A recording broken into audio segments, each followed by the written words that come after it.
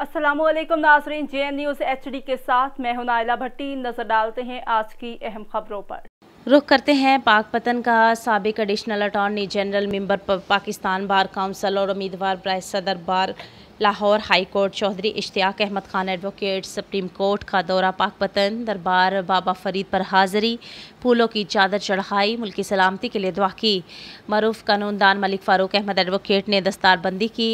Update करें हमारे bureau chief Nazir Ahmed Chaudhry से। उम्मीदवार बराए सदर bar Lahore high court Chaudhry Ishtiaq Ahmed Khan advocate की पाकपतन बार आमद, जहां पर senior member Chaudhry Khadim Hussain advocate, Rao Rehman Allah Khan advocate, सदर Safdar Cheena advocate, Pir Waqas Bodla advocate, Sajid Khan Dhuddi advocate, Rana Saif advocate और दीगर वकला ने इस्तकबाल किया।